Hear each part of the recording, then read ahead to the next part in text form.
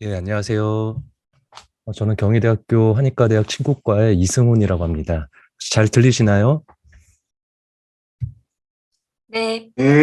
예, 감사합니다. 오늘 우선 네. 이렇게 좋은 강의 자리에 초청해 주신 경락경영학회 박희준 회장님을 비롯해서 예, 경락경영학회 우리 선생님들에게 감사의 말씀을 드리고요. 지금 이전에 우주영 박사님께서 연구에 대해서 잘 설명을 주셨는데 사실은 저는 척추관절센터에서 이런 페인이나 아니면 척추관절 질환을 진료하는 사실은 임상인데 제가 침구학 전공자로서 사실 예전부터 조금 침의 어떤 과학적인 기전을 어떻게 임상적으로 연결시켜서 사용할 수 있을지에 대해서 좀 많이 궁금해하고 또 이런 부분에 대해서 좀 많이 한번 생각을 해본 적이 있었었는데 아마 오늘 그런 부분 때문에 저에게 이런 중요한 자리를 한번 마련해 주신 것 같습니다. 그럼 저는 이제 다음 내용에 맞춰서 이 침치료의 어떤 특이적 미주신경 조절 효과에 대해서 한번 여러분들께 말씀을 드리도록 하겠습니다. 제가 이 치매의 과학적인 기전을 궁금했었던 이유가 임상을 아마 하시는 분들이라고 하면은 다들 어떤 생각을 하실 수 있을 것 같냐면요. 자, 우선 침치료를 하다 보면 드는 생각이 어떤 생각이 들 수 있냐면 제가 오늘 이 강의는 조금 이제 임상을 하시는 선생님을 위주로 해서 한번 내용을 전개를 해보도록 하겠습니다. 우선 동시침 같은 거를 사용할 때 이제 대부분은 건측 취열을 한다고 하는데 이제 대체 침은 언제 환측을 써야 되고 언제 건측에다 치료를 해야 될까? 아마 많은 분들이 이런 의문점을 가지시고 계실 거라고 생각이 들고요. 또 환자가 아프다고 하는 곳에 이제 그냥 침 치료를 하고 있는데 내가 무심코 놓고 있는 아시열이 아프다고 해서 환자가 놓는 그 자리가 왜 효과가 있고 진짜 효과가 있는 것일까? 아마 이런 부분도 궁금해 하시는 분들이 꽤 많으실 겁니다. 임상의 분들 중에서는. 그리고 배수복모혈과 또 오수혈 모두 장부에 배속해서 장부를 조절한다고 하는데 분명히 뭔가 같지는 않을 것 같은데 어떻게 다를까? 이런 것도 사실 굉장히 궁금해 할 거고요. 또 환자들이 아파해서 아마 임상의 분들은 침을 너무 세게 놓지 않고 살짝 놨는데 이래도 효과가 있긴 할까? 과연 어느 정도 깊이로 내가 자침을 해야 될까? 왜냐하면 일본에 있는 어떤 침들은 굉장히 얕게 놓기도 하고 도침같이 굉장히 강한 자극을 주는 침 치료도 있는데 분명히 다를 것 같은데 어떻게 자침을 해야 될까? 또 전침은 모두가 다양하다고 알려져 있는데 도대체 질환에 따라서 어느 정도의 강도로 몇 헤르츠를 걸어야지 가장 효과가 좋을까? 제가 지금 여기에서 드는 생각을 몇 가지만 가져왔지만 아마 우리가 진료를 하다 보고 또 침에 대해서 사용을 하다 보면은 이런 의문점들은 다들 아마 가지고 계실 겁니다. 근데 이런 의문점들에 대해서 이 전통 동아시아의 관점에서의 침의 기전에 따르면은 우리는 보통 이 경락의 주행 위치라든지 아니면 어 우리가 음양오액 배속에 대한 혈성, 뭐 혈자리를 음양오액에 배속해서 그리고 원락극, 뭐 배수 복모혈이나 아니면 육부 하합혈, 팔맥 교회혈, 뭐 팔회혈 같은 이제 특정 혈의 이론을 따라 가지고 이 내용을 설명을 하기도 합니다. 그래서 이런 내용은 하는데 이런 전통 동아시아 관점에서는 이해가 가는데 과연 신경생리학 관점에서는 침은 어떤 과학적 기준으로 작용할지 이런 내용을 어떻게 과학적으로 우리가 설명해 볼지 아마 많은 이제 임상의 분들이나 학생분들이 궁금해할 수가 있는데 이제 이 내용을 설명하기에 앞서서 가장 먼저 우리가 생각해 봐야 되는 게 이 페인 패스웨이라는 게 있습니다. 즉 통증의 경로라고 하는데 뭐 어떤 우리의 말초에 어떤 자극이 가게 되면 뭐 누가 내 몸을 이렇게 때린다든지 혹은 침 치료를 받는다든지 어떤 자극이 갔을 때는 이 자극이 이런 신경생리학적 관점에서는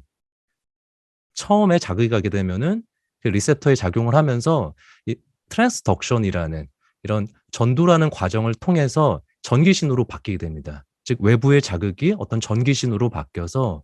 이 전기신호가 신경을 따라서 척수 후각으로 들어가서 이 트랜스미션이라는 과정을 통해서 이 뇌까지 전달이 우선 됩니다. 이런 전달이 과정이 되는데 이 과정에서 바로 우리가 어떤 신호를 뇌에서 감수하는 게 아니라 이전에 이런 모듈레이션이라는 과정을 거쳐서 이 통증이라고 하는 감각을 한번 뇌에서 척수각에 조절해 주는 어떤 단계를 거칩니다. 이걸 이제 디센딩 패스웨이라고도 부르는데 이런 모듈레이션이라는 조절 단계까지 거친 다음에 우리 뇌에서는 이 퍼셉션을 느끼게 돼서 내가 실제로 자극하는 통증과 뇌에서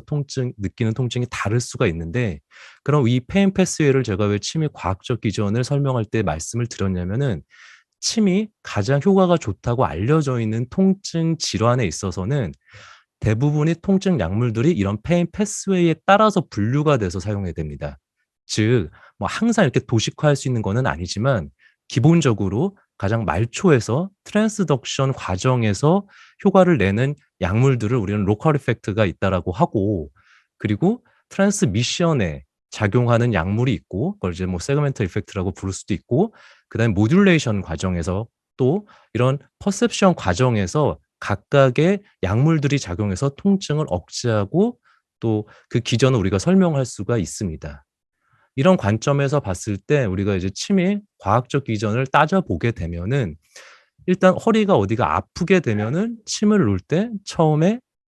아픈 곳에다 자극을 주는 즉 우리가 뭐 아시혈일 수도 있고요. 혹은 뭐 침 치료를 뭐 이 근처에 있는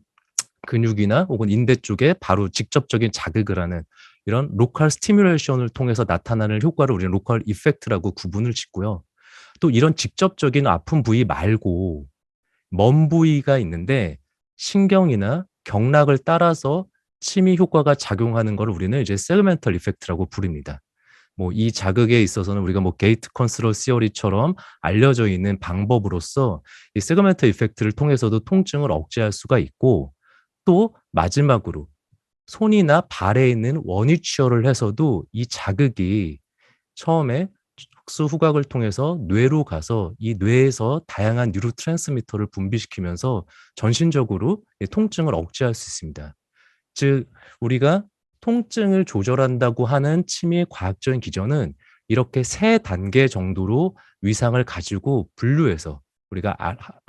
침이 기전이 어디에 작용하는지 즉 내가 쓰는 침법이 내가 지금 쓰는 침이 로컬 이펙트를 일으키는 건지 혹은 세그멘털 이펙트를 일으키는 건지 혹은 제너럴 이펙트를 일으키는지로 구분해서 아마 임상인 분들은 이해를 해볼 수가 있습니다. 그럼 통증은 이렇게 기전이 있는 건 알겠는데 자율신경계를 조절하는 침이 기전은 뭘까라고 이제 조금 더 질환의 범위를 바꿔서 생각을 해 보면은 자율신경계 조절에 대한 침에 대한 경로도 이런 어떤 제가 방금 말씀드렸었던 로컬이냐 세그멘탈이냐 제너럴이냐라는 관점에서 봤을 때는 이렇게 세그멘탈하거나 혹은 제너럴한 두 가지 어떤 단계에서 효과를 일으킨다라고 볼 수가 있습니다. 즉 아까 오주영 박사님께서 예시로 들으셨던 이 사전 연구에 해당한 뉴런에 나왔던 연구에서도 제시했듯이 어떤 척추에 있는 혈자리를 통해서 이 흔히 말하는 스파이널 심파스틱 리플렉스를 통해서 일으키는 기전을 조금 더 이제 세그멘탈 스티뮬레이션에 좀 가깝다고 볼 수가 있고요. 또 이번 연구에서 나왔었던 족삼리 자극에 대한 어떤 그런 기전은 조금 더 이 자극이 뇌에까지 가서 뇌에서 어떤 물질을 분비시키면서 일으키는 뭐 여기서는 이제 베이갈 아들레날 리플렉스라고 표현을 했는데 이런 제너럴 이펙트에 가까운 효과를 보게 됩니다. 그래서 결국 우리가 자율신경을 조절에 대한 치매 경로도 크게 이렇게 두 가지로 나눠서 설명할 수 있고 이번 연구에서는 이 뒤쪽에는 베이걸 아들레날 리플렉스에 대한 족삼리의 어떤 특징 에 대해서 설명을 하고 있다고 볼 수가 있습니다. 그럼 과연 이번 연구의 임상적 이의는 무엇이냐라고 봤을 때 전 여기서 이 두 가지를 이제 한번 여러분들에게 소개를 좀 해 드리려고 하는데요. 바로 첫 번째는 과연 미주신경 조절이 왜 중요한가? 이 미주신경 베이거스 너브 레귤레이션이란 어떤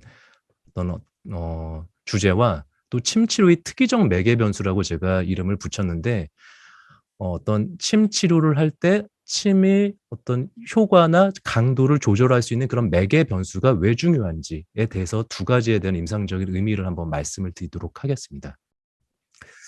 그래서 첫 번째 이제 미주신경 조절이라고 하면은 궁금한 게 아니 미주신경 조절이 이렇게 왜 중요하나 뭐 임상의들이나 아니면은 우리 침을 공부하는 사람이나 침을 시술하는 사람이 이 미주신경 조절을 왜 중요하게 생각해야 돼? 라고 의문이 들 수 있고 또 침 치료가 그렇죠. 많은 뭐 임상 연구나 실험 연구를 통해서 통증을 억제한다는 건 알겠는데 그리고 실제로 임상에서도 침이 즉각적으로 통증을 억제하는 거는 많이 경험을 했는데, 그런데 침 치료가 약도 아닌데 어떻게 내장 기관에 대한 효과를 낼 수 있고 침이 어떻게 염증에 대해서 효과를 낼 수 있을까? 즉 다양한 효과를 내는 걸까?라는 질문에 있어서 미주신경 조절이 중요합니다. 미주신경 조절에 대해서 설명드리기 또 앞서 가지고 하나 이제 말씀을 드릴게요. 이제 뉴로 모듈레이션이라는 신경 조절이라는 그런 어떤 용어가 있습니다. 이건 뭐냐면은 이제 인공적인 신경 자극으로 이제 손상된 기능을 대체한다고 해서, 아까 이제 우리가 보게 되면은 보통은 우리가 기존에는 이제 면역이나 대사와 같은 어떤 이런 인체의 기능을 조절하기에는 주로는 다 약물을 복용했는데, 그게 아니라 뭔가 자극을 통해서 이 자극을 신경 회로를 조절해서 이런 기능을 조절하고자 하는 그런 방법을 우리가 뉴로모듈레이션이라고 표현을 하고요. 옆에 있는 그림에서도 이런 약물을 통해서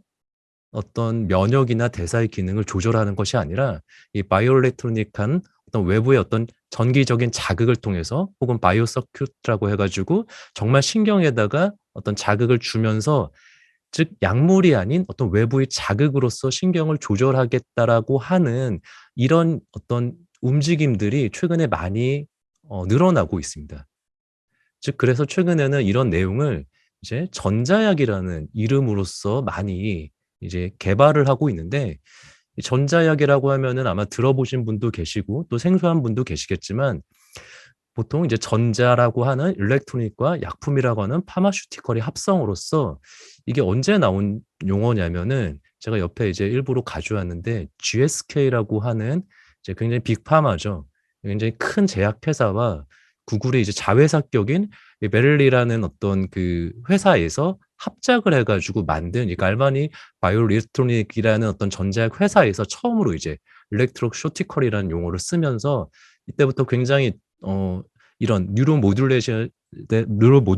대한 어떤 투자가 많이 이루어졌는데, 이 전제약이 뭐냐면은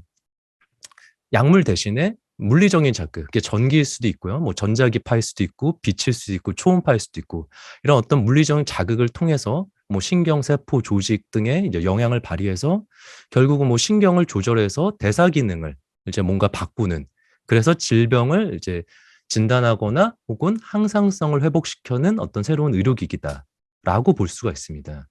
근데 이게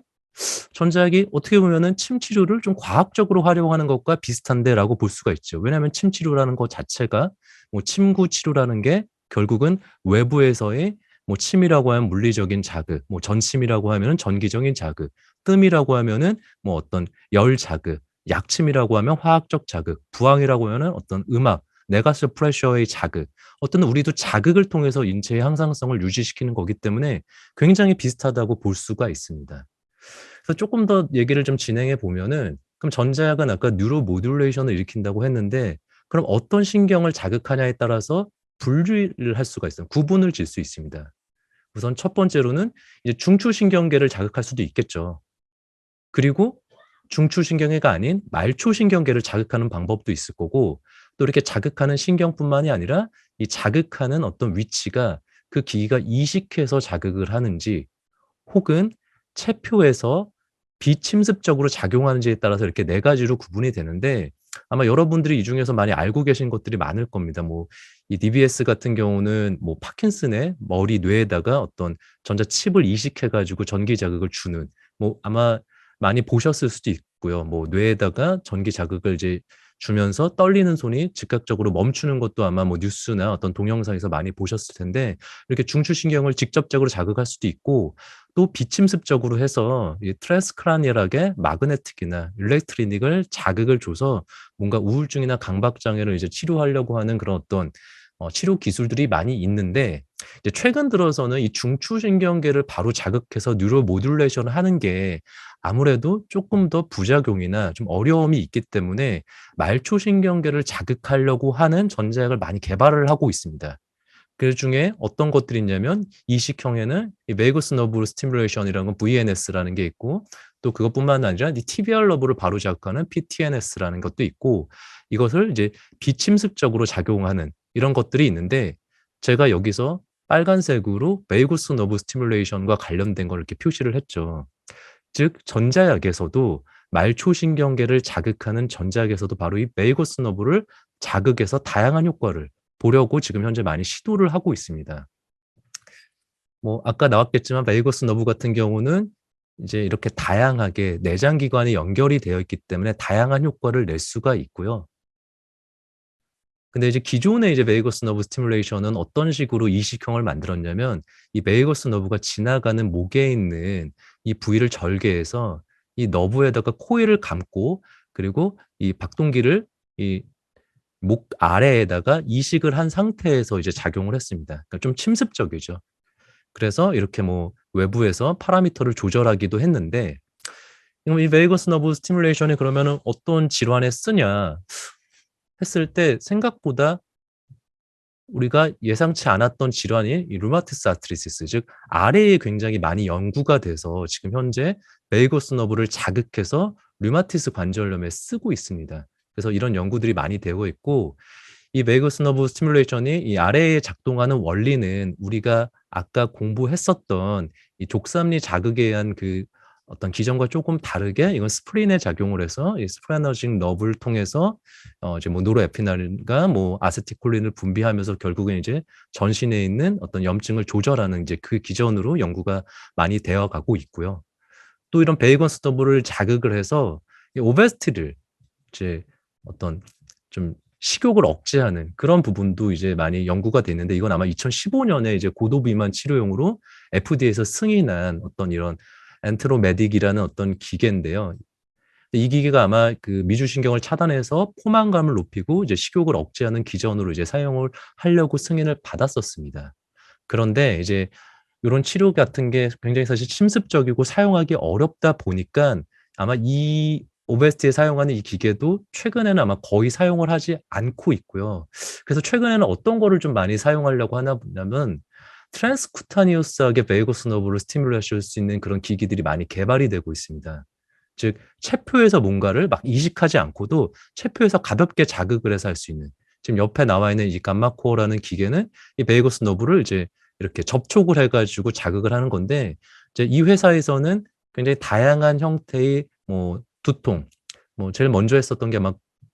클러스터 헤데이크 같은 거를 했는데 거기서 이제 클러스터 헤데이크의 미주신경을 이 기계로 체표적으로 자극했을 때 효과가 좋았다라는 내용을 얘기를 합니다. 그래서 제가 왜 여기까지 이렇게 왔냐면은 근데 이제 이렇게 체표 자극에 대해서 베이거스 너브를 좀 어떻게 자극하면 좋을지 다양한 효과를 내는 베이거스 너브를 어떻게 자극하면 좋을지를 계속 연구를 하다가 알게 됐던 것 중에 하나가 또 뭐냐면은 이 베이거스 너브 같은 경우는 이 아우리큘라 브랜치가 귀에 있습니다. 이계지라고 하는데요. 즉 귀에 다양한 신경들이 있지만 귀의 이 가운데에 해당하는 이 부위에 베이거스 너브의 이 아우리큘라 브랜치가 분포하고 있다는 사실을 우리가 이제 알게 됐고요. 그래서 귀에 보면은 이제 이렇게 가운데 이런 요 부위가 미주신경의 이계지가 분포하는 부위다라고 해서 이 부위가 미주신경이 이계지가 분포하기 때문에 이 부위를 자극하면은 미주신경이 자극되지 않을까라는 가설도 세워지고 실제 이 부위를 자극을 하는 치료 기기들이 많이 개발이 됐습니다. 그런데 우리 한의사들은 어떤 생각을 할 수 있냐면은 이 폴 라지오라는 노지어라는 이제 이침의 어떤 현대적인 어떤 그 적응증을 만든 프랑스 이제 생리학자인 이 폴 러지어의 이 호모클로스 즉 이 태아가 이렇게 뒤로 이렇게 거꾸로 매달려 있는 모습이 귀에 배속돼서 어떤 기관들이 이 어떤 이렇게 배속돼서 우리가 이 부위에 대해서 자극을 하는 치료법이 이제 최근에 이침 치료법인데 공교롭게도 보시면은 아시겠지만 이 내장에 해당하는 부위가 지금 앞장에서 보았던 이 미주신경의 이계지에 해당하는 부위와 굉장히 일치합니다. 신기하죠? 의도치 않게 뭐 그거는 사실을 모르고 이런 어떤 태아가 거꾸로 매달린 모습을 이렇게 배속을 했겠지만 이런 부분이 비슷하기 때문에 최근 들어서는 아, 이 이침이라고 하는 아우리큘러 아큐펑처가 베이걸 레귤레이션과 관련이 있겠구나라는 그런 가설을 많이 세우면서 이침에 있는 이 어떤 이 아우리큘라 브랜치를 자극하는 방법이 다양한 형태의 내장을 조절할 수 있겠다라는 데까지 이제 발전을 했습니다. 이제 이야기가 이제 전개가 되었습니다. 그래서 이런 부분들이 이제 트란스쿠타니어스하게 베이거스 너브가 이렇게 뭐 귀에 어떤 자극을 주는 치료법들이 많이 개발이 돼서 실제 많은 임상 시험을 통해서 뭐 버티고라든지 에필lep시라든지 클러스터 헤데이크나 마이그레인, 뭐 디프레션, 인썸니아 이런 다양한 질환에 실제로 이런 전자약이라는 개념으로 많이 활용을 하고 있습니다. 즉 베이거스 너브를 자극할 수 있는 방법이 이렇게 다양한데 기존의 우리 한의학에서는 기존에 알고 있었던 지식으로는 바로 이렇게 이침 자극을 통해서 미주신경을 조절해서 다양한 질환을 치료할 수 있구나라는 사실을 여기까지 보면은 임상의들이 알 수 있겠죠. 그러니까 우리가 귀를 자극하고 하는 방법들이 그냥 이제 단순하게 그냥 뭐 이런 어떤 뭐 전통적인 이론으로서 해석되는 것이 아니라 이런 베이거스 너브를 자극함으로 인해서 한의사들이 사용할 수 있고 또 그런 내용은 한의사뿐만 아니라 이미 전자약의 개념에서도 실제 미주신경 자극의 하나의 요법으로서 사용되고 있다라고 알 수 있습니다. 그래서 이 침을 우리가 정확하게 많이 잘 사용하면 좋은데 그런데 이런 미주신경 일 조절이 이 침이 아니라 미주신경을 직접적으로 자극하는 목이 아니라 귀가 아니라 다리에 있는 족삼리의 자침에도 그렇다라고 하는 사실이 사실 굉장히 좀 어떻게 보면 놀라운 사실이라고 볼 수 있습니다. 근데 이 족삼리에 자극을 해서 미주신경을 조절한다는 내용은 이번 연구보다 그 앞선 아까도 언급됐었던 2014년에 이제 네이처 메디슨에 나왔었던 이 전침이 이 도파민을 매개로 해 가지고 전신의 어떤 시스테믹한 인플레이메이션을 줄인다라는 내용에 이제 이미 이제 언급이 됐었던 그때부터 이제 제시가 되었었던 내용인데요. 이제 그때 이제 제시됐던 이제 어떤 도식화된 내용이 그때도 이런 뉴럴 리플렉스를 통해서 그러니까 이뮨을 조절할 수 있는 방법을 한 5가지로 제시를 했었는데 그중에 하나가 바로 이렇게 족삼리를 자극을 하면은 사이아틱 너브를 통해서 이 자극이 뭐 아까 말씀드렸던 NTS나 아니면은 DMV를 통해서 베이거스 너브를 통해서 이제 아드레날 메두라를 이제 매개로 해서 이때 도파민이 분비되면서 전신 염증을 억제하는 이 기전이 이때 이 2014년 네이처 메디슨에 제시가 되면서 큰 반향을 일으켰었죠. 그래서 이때 어떤 얘기를 했냐면은 와, 침 치료가 통증만 줄이는 것이 아니라 전신에 있는 염증을 어쨌든 간에 조절할 수 있구나. 우리가 전신의 어떤 뭐 건강의 요혈이라고 알려져 있었던 족삼리가 그냥 말만 족삼리가 아니라 정말 이렇게 전신의 염증을 굉장히 안전하게 조절할 수 있는 그렇기 때문에 뭔가 예방적인 목적으로서도 족삼리를 사용해서 만성적인 어떤 마이크로 인플레이메이션이 영향을 미칠 수 있는 질환에 선제적으로 족삼리를 사용함으로써 그런 질환을 어떤 약물의 부작용 없이 예방적인 효과로 조절할 수 있겠구나라는 어떤 임상적인 의미가 막 제시되기 시작을 했었어요. 그랬어서 이번 연구에서는 아까 이제 마지막에 나왔었던 것처럼 그런 이제 족삼리를 치료하는 데 있어서 그냥 족삼리 그냥 치료를 할 때 그냥 족삼리에 자침하는 게 아니라 이 프로케알2라는 이제 뉴런이 익스프레싱 된 어떤 위치를 정확하게 자극을 해야 된다라는 게 이제 쪼끔 더 발전된 내용이었습니다. 그래서 여기까지 하게 되면은 이제 미주신경이 왜 조용하는지도 알았고 왜냐하면 다양한 어떤 내장을 조절할 수도 있고 근데 우리는 ST36 즉 족삼리에 해당하는 경혈과 또 이혈을 자극하는 침치료를 통해서 이런 중요한 미주신경을 조절할 수 있어서 전신 염증을 비롯한 다양한 질환을 치료한다는 걸 이제 알게 됐습니다. 굉장히 이제 중요한 사실을 알았죠. 우리 한의학적인 침치료가 이렇게 전신 염증까지도 치료할 수 있다라고 알게 됐는데 그런데 그러면 어떻게 이걸 자극을 해야지만 미주신경이 가장 잘 조절할 수 있을까라는 내용이 사실 궁금하죠. 그래서 제가 이번 연구에서 이 두 번째 임상적 의의로서 두 번째가 이 침치료의 특이적 매개 변수라고 이제 이름을 붙였습니다. 즉 이제 이거는 왜 어떤 의문을 들 수 있냐면은 여러분들이 이제 뭐 임상의들이나 혹은 뭐 아니 임상 연구를 하시는 분들이 나는 뭐 침 치료가 뭐 어떤 허리 통증에 있어서 허리 통증에 있어서 물리치료에 비해서 뭐 통증 억제에 얼마나 효과가 좋을까라는 이제 뭐 피코와 관련된 그런 임상적인 질문에 있어서는 RCT나 SR과 같은 임상 시험이나 2차 문헌을 통해서 이제 알겠어요. 이거는 이제 이런 임상적인 근거는 어느 정도 침 치료가 뭐 폐인 질환에 대해서는 많이 밝혀졌는데 그렇다면은 침 치료가 그래 만성 통증에는 효과가 있는데 그럼 과연 몇 분 동안 몇 헤르츠로 어디 경혈에 얼마나 깊이 어떤 부사로 치열하는 것이 가장 좋을까라는 이런 세부적인 치료의 어떤 매개 변수에 대해서는 사실은 임상 시험으로는 사실 조금 알기가 어려워요. 왜냐면 이 자체만을 리서치 퀘스천으로 하는 임상 시험이 만들어지기가 좀 어렵거든요. 뭐 그 이유는 뭐 이 어떤 효과 차이를 일으킬 만한 크기가 작으면은 굉장히 많은 N수가 필요하기 때문에 이런 이것만 알려고 하는 임상 시험은 많지가 않아요. 그렇기 때문에 우리는 효과가 좋은 건 알겠는데 어떻게 해야 되는지 구체적인 매개 변수를 잘 모른단 말이에요. 그리고 마찬가지로 그럼 기존 연구에서 2014년 네이처 메디슨에서 족삼리가 미주신경을 조절한다는 걸 알겠는데 그럼 어떻게 자극하는 것이 좋을까라는 내용을 우리가 임상적으로 진료를 하면서 궁금하죠.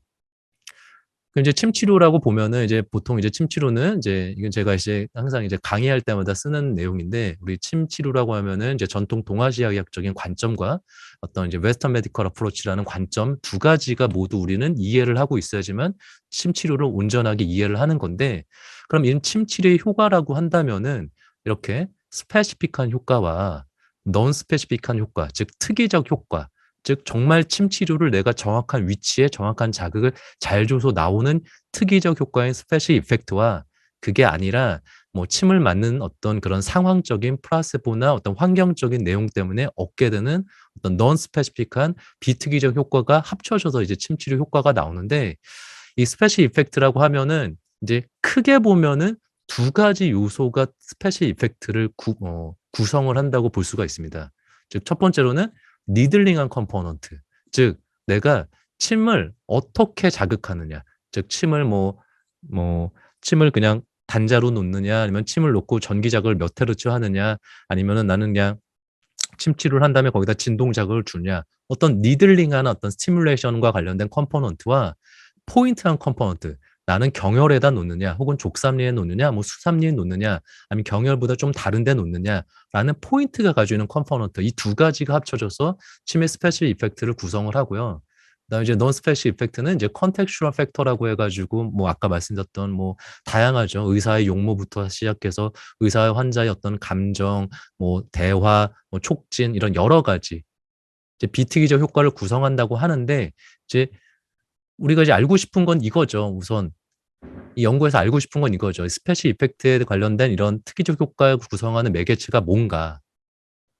그럼 제가 이제 이 특이적 효과를 구성하는 매개 변수를 이렇게 한번 구분을 줘봤습니다. 즉 니들링한 컴포넌트와 포인트한 컴포넌트를 구분 지어보면은 니들링한 컴포넌트는 일단은 침이 형태가 있겠죠. 침이 이렇게 뭐 둥구냐, 그치? 아니면 도침처럼 날카롭냐,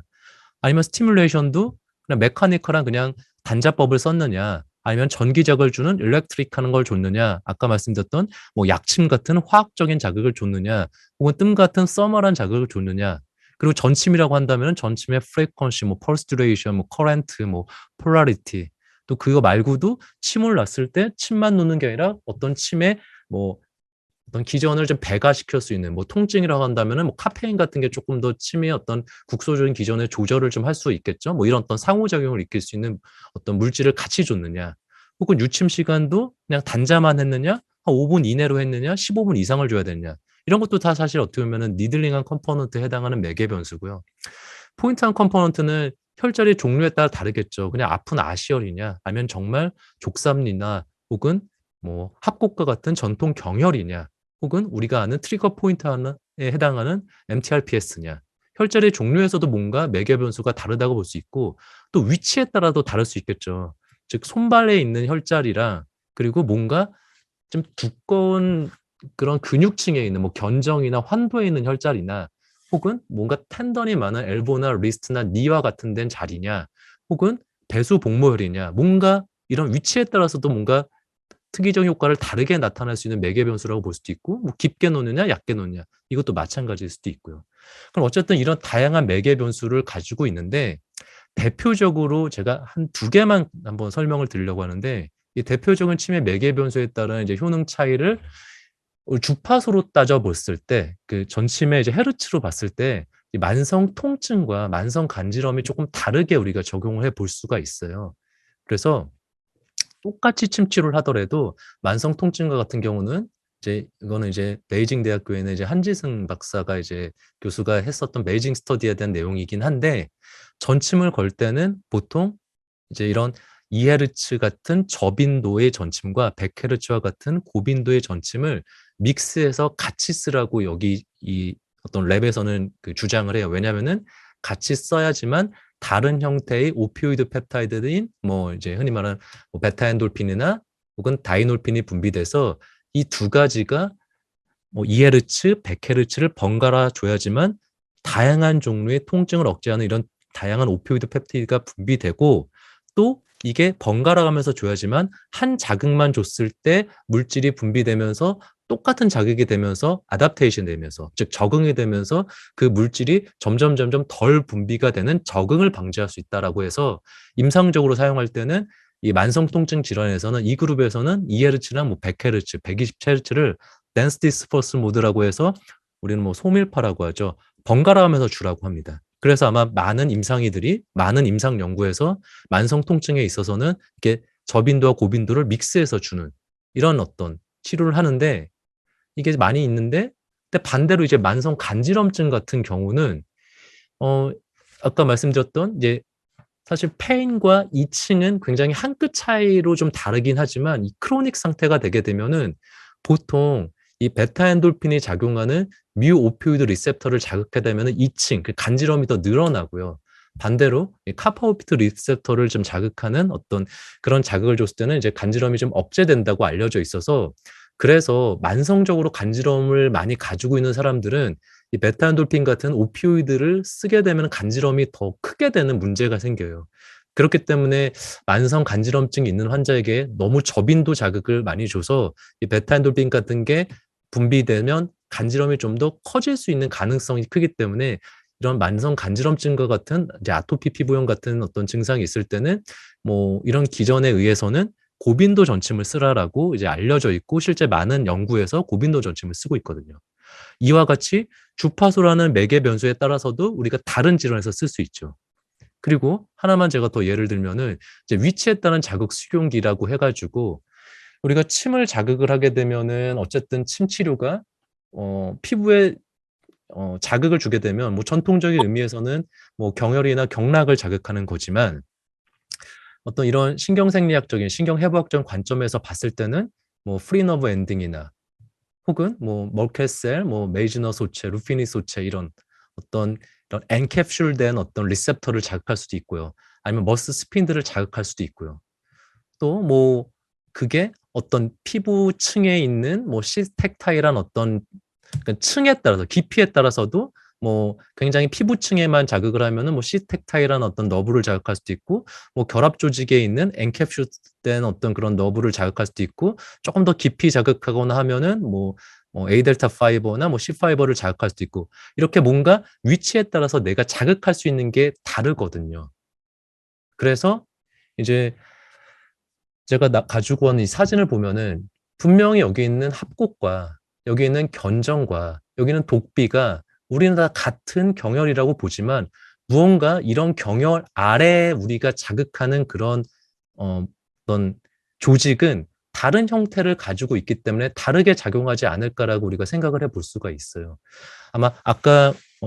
그 실험을 우리가 논의하다가 봤을 때 어떻게 보면 수삼리나 혹은 족삼리가 같은 어떤 뭐 프로케알2 뭐 뉴런이 있어서 뭐 비슷한 효과를 낸다고 했는데, 일단 프로케알2 뉴런과 같이 좀 구체적인 뉴런은 좀 차치하더라도 기본적으로 비슷한 형태의 조직을 가지고 있는 경혈은 비슷한 효과를 낼 수 있을 거라고 우리가 가설을 세워볼 수도 있고요. 좀 더 내가 자극하는 그 부위에 다른 형태의 조직을 가지고 있으면은 다른 형태를 다른 형태의 효과를 낼 수 있을 거라고 생각 드는데, 그 이유가 바로 어떤 그 경혈의 위치에 따라 가지고 그 경혈의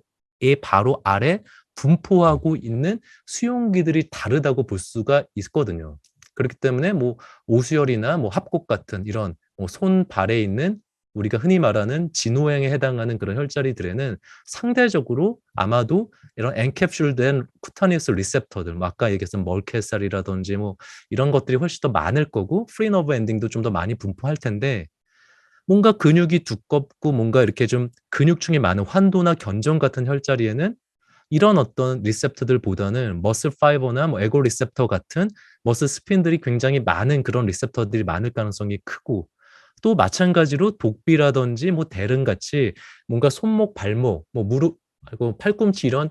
어떤 인대나 힘줄들이 많은 그런 뭐 극혈도 여기에 해당할 수 있겠지만, 이런 데들은 텐던 올간이나 혹은 딥레이어에 가까운 이제 엔캡슐달 쿠타니스 리셉터들이 더 많아서 무언가 이런 어떤 내가 치료하고자 하는 경혈이, 우리는 이제 전통적으로는 뭐 12경락을 따라서 그 경로로서 분포를 이제 우리는 구분져 왔지만, 그게 아니라 그 경혈이 가지고 있는 혹은 경혈을 자침했을 때 자극할 수 있는 리셉터에 따라서 분류하면 조금 더 쉽게 우리가 작용을 유추해 볼 수 있지 않을까라고 이제 생각을 하는데, 이게 바로 위치에 따른 자극 수용기, 이게 어떤 침입 매개 변수라고 볼 수가 있습니다. 이렇게 길게 얘기한 이유가, 그럼 이번 연구에서 알게 된 특이적 매개 변수가 과연 뭘까라고 봤을 때, 제가 아까 언급드렸던 것 중에서 이번 연구에서는 이 전기 자극을 줬을 때의 커런트 인텐시티를 어떻게 줘야 되는지에 따라서 치료 효과의 기전이 달라졌다는 내용과, 또 어떤 위치에다가, 즉 족삼리에다 침을 놓느냐 아니면은 뭐 천추에다, 배수 복모혈인 천추에 작용을 하느냐에 따라서 다른 형태의 기전을 통해서 효과를 냈었고요. 또 족삼리에 침치를 하더라도 얕게 놓는 게 아니라 프로케알투 뉴런이 더 많이 분포되었다고 알려져 있는 골막까지 깊이 넣어야지만 족삼리에 그 효과가 난다라는 거를, 요런 크게 한 3가지 부분에 있어서의 특이적 매개 변수를 여기서 밝힌 겁니다. 즉 기존에는 이런 내용들이 많지는 않았는데 이 연구에서 특이적으로 좀 엄밀한 방법으로 밝혀서 굉장히 어떤 좀 고무적인 내용이고요. 그래서 자율신경 조절에 대한 이제 침치료의 2가지 경로가 이제 아까도 설명드렸지만, 아까 이런 세그멘탈 어떤 개념에서는 이런 배수 복모혈에 자극을 했을 때 이 자극이 보통 이제 A델타5를 통해서 보통은 이제 뭐 교차가 돼서 이제 뇌까지 그 신호가 갈 수도 있지만, 이 과정에서 이 블랙박스에서 어떤 이제 구체적인 뭐 반응이 나오는지 모르겠지만, 이 자극이 바로 내장에 있는 이제 심패스틱 리플렉스를 통해서 이 천추와 같은 분절을 가지고 있는 대장에 바로 스파이널 심패스틱한 리플렉스를 일으킬 수 있는 게 바로 이제 이 세그멘탈 이펙트였고요. 또 이제 제너럴 이펙트 같은 경우는 족삼리처럼 뭔가 자극을 해서 이 자극이 이 스파이널에서 리플렉스 되는 게 아니라 뭐 뇌를 통해서 아까와 같은 뭐 미주신경을 조절한다든지, 아니면은 뭐 뇌에서 뭐 하이포살라무스에서 뭐 베타 엔도핀을 분비해서 이런 오토노믹 센트럴을 이제 자극을 해서 뭔가 이제 자율신경적인 어떤 효과를 내는, 이런 크게 2가지 치매 경로가 있는데, 이제 보통 이제 이런 이 리플렉스, 스파이널 심파틱 리플렉스를 하는 이제 기전은 보통은 이제 우리가 이제 블래더 디지즈들, 즉 뭐 급박성 빈뇨와 같은 혹은 요실과 같은 이런 질환이나, 혹은 IBS에서 이제 과민성 장증후군에서 많이 이 기전을 많이 활용한다고 기존에 알려져 있었고요. 그리고 이런 조금 더 센트럴해서 작용하는 기전은 이 PCOS 같은, 즉 다낭성 난소증후군이나 뭐 고혈압을 이제 침치료로 조절하는 기전에서 많이 이미 알려져 있었는데, 이런 2가지 기전에서 이번 연구에서는 어떤 거를 좀 얘기를 하냐면은, 바로 이런 세그멘탈한 어떤 스파이널 심패스 리플렉스를 일으키려면은 이런 복모혈 같은 이런 천추혈을 조금 더 강한, 뭐 이거는 사람과 쥐는 다르기 때문에 강도를 이렇게 우리가 꼭 사람을 3mA로 넣어야 된다는 건 아니지만, 상대적으로 좀 강한 자극을 복모혈을 줬을 때 이 어떤 스파이널 심플렉스 리플렉스를 일으켰었고, 그게 아니라 족삼리 같은 경우는 조금 더 저강도의 0.5mA를 자극을 하는데, 단 이때는 프로케알2 리셉터가 뉴런이 조금 더 골막층까지 분포해 있었기 때문에 좀 깊이 자극을 해야지 됐었다라는 내용이 바로 이 연구에서 우리는 알게 돼서, 결국에는 이제 반드시 뭐 이게 임상적인 근거가 있는 건 아니지만,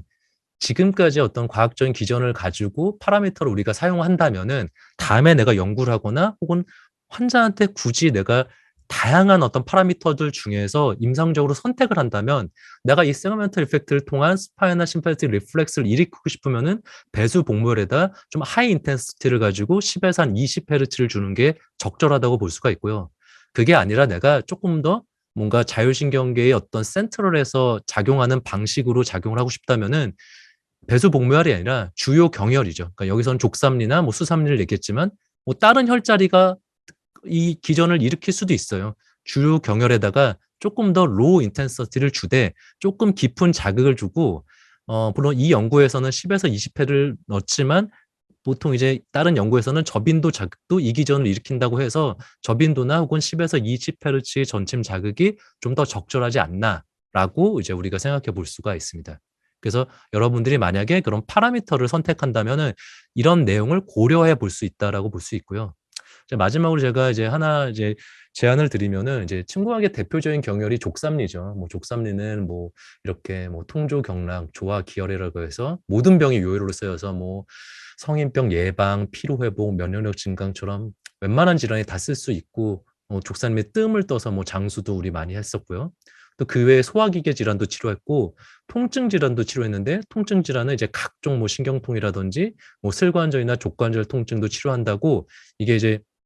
경영학 교과서에 있는 내용을 제가 요약을 한 건데요. 그런데 제가 이런 어떤 치매 과학적인 파라미터에 대한 내용을 우리가 조금 더 응용해 본다면 같은 족삼리나 족삼리 주위를 치열한다고 해도 나의 치료의 목표에 따라서 자극의 파라미터를 조금 다르게 줄 수 있지 않을까라는 거를 제시를 한번 해드리겠습니다. 그래서 내가 어쨌든 족삼리 주변에 있는 이제 어떤 혈액을 순환을 도와주고 싶다라고 한다면 이때는 조금 더 뭐 우리가 뭐 반드시 그런 건 아니지만 엑손 리플렉스와 같은 이제 뭔가 CGRP 같은 좀 미약한 염증 물질을 좀 분비시키면서 어떤 혈관을 확장시키면서 혈액순환을 돕는 그런 자극을 줄 필요가 있기 때문에 이땐 대략적으로 근육충 정도로 그리고 이런 어떤 엑손 리플렉스를 일으킬 수 있는 한 1cm 정도의 어떤 간격을 가지고 자침을 하되 뭐 유침하는 게 좋을 것 같고요. 그런데 내가 족삼리 주위를 치열할 때 이런 어떤 목표가 아니라 발목 염좌 후에 즉 통증을 치료하는데 발목 염좌인데 이제 발목 염좌가 오래된 환자 같은 경우는 이 전경골근이 굳어가면서 거기에 MPS가 생기거든요. 이때는 족삼리 주위에 있는 즉 전경골근의 통증 유발점을 이제 치료를 하는 목적으로서 족삼리를 사용해야 되고 그래서 이때는 족삼리 주위에는 이 MPS를 인액티브 하는 게 목표가 돼야 되고 이때는 가능하면 뭐 LTR 같은 거 국수 연충 반응을 일으키면 좋고 근데 이 기전을 쓸 거면은 뭐 유침할 수 있지만 단자만 해도 충분히 이 효과를 낼 수가 있다라고 볼 수가 있고요. 근데 그게 아니라 내가 이 조경명 위경 유주의 주변 통증 즉 뭐 이 족삼리가 이제 배속되어 있고 족삼리에 해당하는 조경명 위경이나 혹은 족삼리와 같은 신경 분포를 따르는 그 주변 그 분포에 따른 어떤 통증을 가지고 있는 뭐 질환이 있다면 즉 만약에 뭐 허벅지 뭐 바깥쪽에 통증이 있는 그런 통증을 내가 이 족삼리를 가지고 이런 유주 주변의 통증을 억제하고 싶다라면은 이건 아까 얘기한 것처럼 게이트 컨서럴 시오리를 활용을 해서 통증 부위와 혹은 그와 동일한 피부 근육 군절, 뭐 피부 근육층에 가능하면은 좀 100Hz 이상의 고빈도 전침이 이 기전을 좀 더 일으키는데 좋겠죠. 그래서 임상적으로 이런 거를 활용할 수도 있을 거고 또 그게 아니라 그냥 나는 족삼리를 다른 부위에 뭐 머리 통증이나 뭐 다른 뭐 요통이나 이런 전신 통증을 조절하고 싶다고 한다면은 아까 그 제너럴 에펙트와 관련된 디센딩 인히비터를 일으키기 위해서 이때는 가능하면 족삼리 경혈을 쓰는 게 좋겠죠. 왜냐하면 이 족삼리 경혈이 아무래도 가장 우리가 원하는 신경이 많이 분포했을 거라고 가정할 수 있기 때문에 그래서 신경을 자극할 정도로 근육층까지 저빈도나 혹은 뭐 이렇게 아까 말한 덴시티 스포츠 모드로 15분 이상. 왜냐하면은 이때는 단순하게 뭔가 근막의 어떤 경결을 풀고 그냥 뭐 주변에 염증만 일으켜서 혈액순환을 돕는 것이 아니라 뇌에서 어떤 뉴로트랜스미터를 분비시켜야 되는데 그 분비시키는 그 양의 피크를 치려면은 대략 어느 시간이 필요하겠죠. 보통 한 15분 정도는 자극을 해야지 그런 물질들이 피크를 친다고 알려져 있기 때문에 이걸 내가 하고 싶으면 15분 이상. 그리고 마지막으로 이번 시간에 이제 같이 공부했었던 전신 염증을 조절한다든지 아니면은 뭐 위장을 운동을 조절하는 기전은 몇 가지가 있지만 비슷하게 어떤 베이거스 너브를 통해서 조절하는 기전을 쓴다면은 아까 말씀드렸던 것처럼 이런 수프라 스파이널 오토노미 레귤레이션을 통해서 즉 스파이널 리플렉스가 아니라 조금 더 상위에서 레귤레이션은 그런 기전을 이용하기 위해서 이때도 족삼리 경혈을 쓸 때 이때는 조금 더 이 연구에 뭐 따르면은 뭐 사람에서 이게 확실하게 나올지 안 나올지는 모르겠지만 어쨌든 간에 좀 골막 가까이까지 좀 깊이 자극을 하고 저빈도나 10에서 20Hz를 좀 저강도로 10분 이상 자극하는 것이 좀 더 적절한 파라미터가 아닐까라고 이렇게 한번 임상적으로 한번 제안을 한번 해볼 수가 있습니다. 자, 이제 마지막으로 이번 연구의 임상적 의미를 종합을 하면은 침 치료는 결국 전신 염증과 관련된 다양한 질환을 이제 미주신경 조절이라는 기전으로도 치료할 수가 있고요. 그런데 침 치료는 자극 방법, 즉 그 매개 변수에 따라서 서로 다른 기전을 일으킬 수가 있었죠. 그래서 제가 처음에 몇 가지 예시도 들어줬고 이번 연구에서도 그 매개 변수걸 뭐 아까 말한 강도라든지 혹은 깊이라든지 혹은 혈자리에 따라 가지고 다르다라고 제시를 해줬었고, 그런데 내가 만약에 족살리를 취혈하면서 미주신경 조절을 통해서 이런 질환을 치료하고자 한다면은 아까 오주영 박사님도 말씀하셨지만 이게 아직 임상적인 근거로 밝혀져 있는 거는 아닙니다. 그리고 아마 근데 제가 봤을 때 이 그룹도 사람을 대상으로 하는 뭔가 뭐 어떤 그런